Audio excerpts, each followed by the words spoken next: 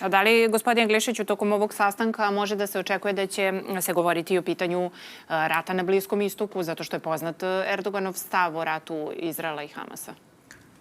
Zvaničan razlog oko samog sporazuma o žitu je jedna dimenzija koja će sigurno biti ono što je u izlogu tog susreta. Susret će imati mnogo tema, zato što je Turska, pre svega kao zemlja sa ogromnim iskustvom imperijalnim Osmanske imperije, sa jednim političarom koji ima prilično hrabrosti da zaigra i preko nekih crvenih linija, došla u poziciju da je ona svima pouzdan partner i svima nepouzdan partner istovremeno.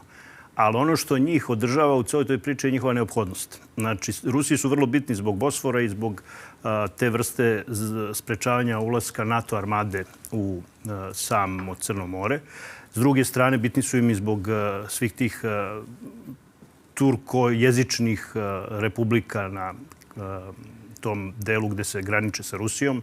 I to je taj deo koji su oni u stvari na Kavkazu imali kao sporan dugo. Imali su i kad je Putin dolazio na vlast tamo u tom regionu silne ratove i probleme. Tako da Turska tu utiče i Turska je u stvari, Erdogan je svoju poziciju, on je već sad dosta u godinama i pitanje kakav će biti njegov naslednik, ali on je svoju poziciju izgradio na tome da od doktrine strategijske dubine koje je svojevremeno zastupao sa neosmanizmom do sada jedne ideje o savezu turskih država, o savezu jedne vrste turskog sveta, kako oni to zovu, on je uvek koristio sve moguće one diplomatske trikove i ono što je bila i moć Turske, još uvek je moć. To je zemlja sa velikim brojem stanovnika, mladih, preduzetnih. To je jedna od najjačih armija NATO-a.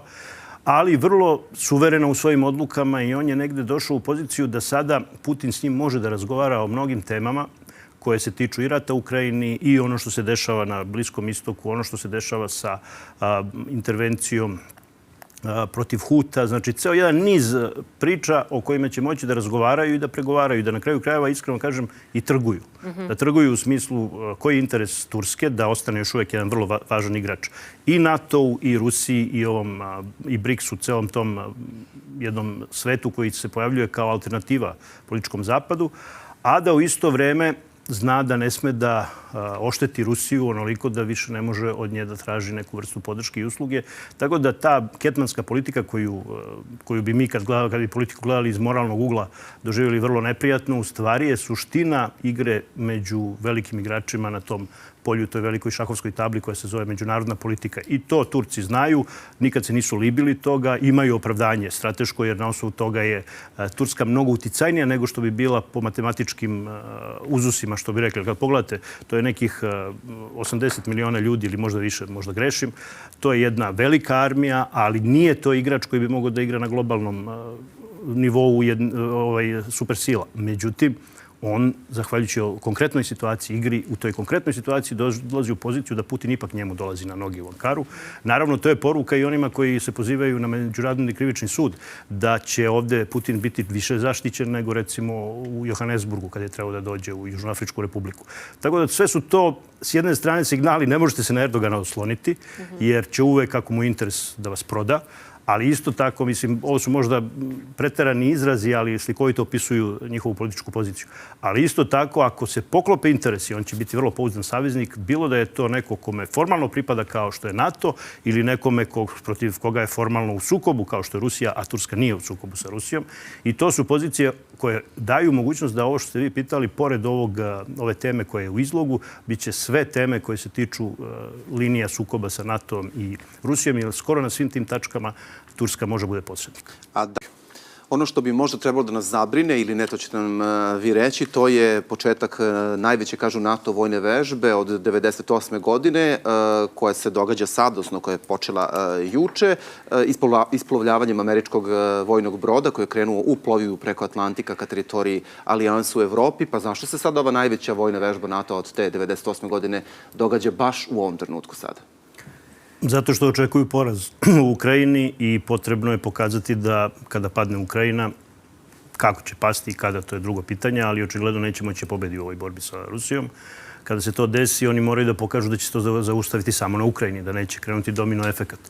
S druge strane, oni moraju da uigraju sve te svoje snage. Vidite koliko Ukrajina ima problem u tome što dobija razne kalibre oružja, razne proizvođače oružja. Ono što, recimo, Varšavski pakt nikad nije imao problem. Oni su imali vrlo jedinstvene i kalibre i oruđa koja su koristili i oružja i to je trajalo svih decenija dok je postojao taj vojno-politički pakt. Odjednom vidite da NATO u suštini, i to je suština problema NATO-a, što je to njihov vojno-industrijski kompleks je vezan za profit, a ne za služenje državi i državnim interesima. I onda sada kad dođe ovakvo predratno stanje ili ratno stanje, već neko bi rekao je već hibridni rat treći svetski koji se vodi, vi imate potrebu da te vojske koje nemaju isto naoružanje, koje imaju vrlo čudne lance komande i ostalo, imali su čak problem u Evropi zbog prelaska preko granica, pa sad govori o tom nekom NATO Schengenu da bi mogli da lako prebacuju trupe. Oni sve to sad moraju da uigraju da bi mogli da se postave kao bedem prema Ruskoj federaciji u slučaju ne toliko prema ruskoj vojsci, jer Rusija potpuno iluzorno da čak i NATO zvaničnici to kažu, nema nikakve pretenzije teritorijalne na druge NATO države. I ovo sa Ukrajinom nije bila teritorijalna pretenzija, jer da je to htjela uradila bi ranije.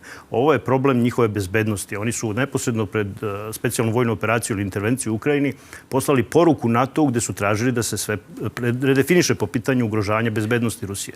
Dakle, intervencija u Ukrajini je pre svega bezbednostna akcija Rusije da otkloni NATO kao opasnost. Međutim, problem je kad imate takvu strukturu Evropa nije spremna za rat, a to je dubinski društvo koje nije spremno za rat. Jer društvo koje ima rodnu identifikaciju takvu da njeni muškarci i žene i ne znaju često šta su po rodu. Neko društvo koje je razmaženo u socijalnim privilegijama. Društvo koje je nivo ženskih i dečjih prava diglo do toga da vi sad ne možete da uspostavite autoritet ni oca, ni muškarca, ni porodičnih vrednosti.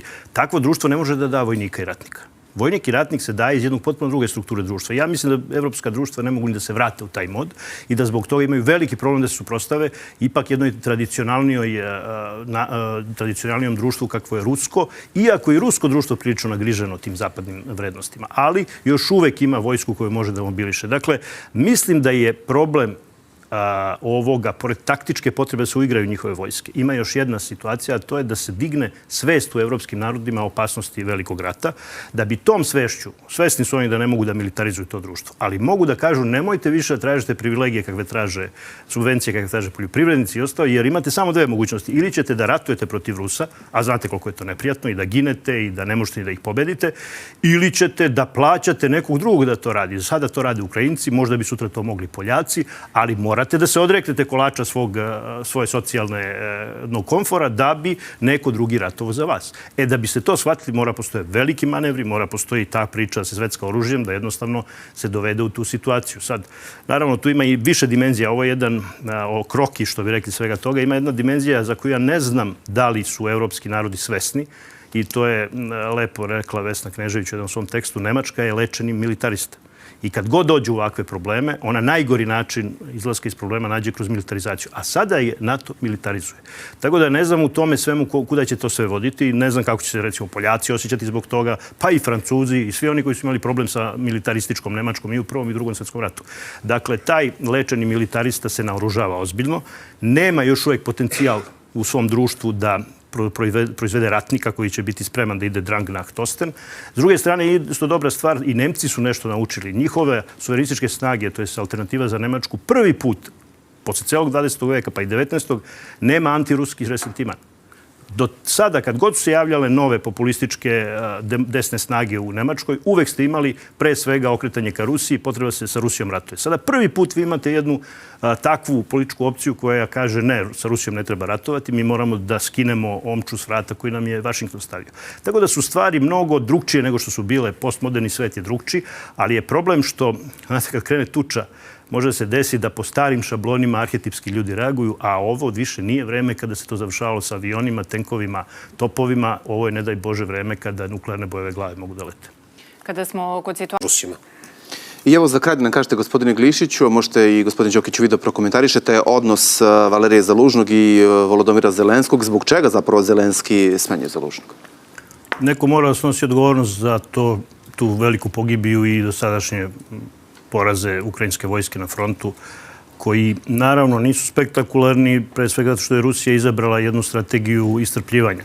Ali zašto je izabrala tu strategiju iscrpljivanja? Rusija rat vodi kao nekada kada smo mi u vojsci učili takozvano delovanje kumulativne mine. Ona na tenku, to su ti stari modeli kad nisu imali reaktivni odbranu oklopa, napravi mali ulazni otvor, ali unutra potpuno sprži sve. Šta je poenta? Poenta je što pobede Ruske na ukrajinskom frontu nisu tako spektakularne, ali posljedice po društvo ukrajinsko, a sada vidimo i po evropska društva, su takva da njima može se desiti ono što se Rusiji desilo 1917. godine. Tako da možda neće navodno i zvanično hteti da dozvole pad Ukrajine, ali će, što duže budu produžavali agoniju, posljedice da je budu sve veće i za Evropsku uniju i njihove zemlje, a boga mi možda i za Sjedinjene Američke Države. Jer umeđu vremenu, dok se vodi taj rat i dok se devastiraju evropska društva, ne zaboravite, vi ste sad došli u poziciju da niko iz Evropske unije ne može da govori o fair izborima, o slobodi, o demokratiji. Oni ne mogu da govore o slobodi medija. Znači, odustali su od svih onih vrednosti zbog kojih su bili korifeji demokratije za sve druge zemlje u svetu. Ušli su u jednu militarizaciju, ušli su u jednu radikalizaciju, mnogo rasističkih elemenata ima u njihovom društvu u odnosu prema, ne sad samo prema Rusima, mi sad vidimo i odnosi prema Palestincima i prema onome što se dešava u Gazi. Tako da sve to govori o tome da oni možda neće imati taj dan D kada će se urušiti Ukrajina, ali što bude duže trajala ta gangrena i ta agonija, bit će sve pogubnije za ceo Zapad. Sad, kada dođete u takvu stratešku situaciju taktički, vi morate u jednoj fazi kada ste napravili račun u kafani koji mora neko plati, neko mora plati. Sad je pitanje da li je to Zalužni ili Zelenski. Zalužni je neko ko bi bolje možda vodio celu ovu priču, ali bi manje slušao Zapad. I u tom smislu mislim da je realnije da on bude žrtva svega toga. Zelenski ne vodi dobro ovu priču za ukrajinski narod, ali mnogo dobro sluša Zapad i zbog toga još uvek će računati na Zelenskog dok ne nađu nekog drugog ili čekaju fazu kada, kao u Južnom Vijetnamu, svojevremeno počne veći raspad i da onda kažu evo Zelenski je kriv, kao što su svojevremeno predsjednika Južnog Vijetnama podržavali, dočekivali kao pobednika u parlamentu, a posle toga su posle nekoliko godina organizovali atentat na njega. Gospodine Đokiću, samo za kraj,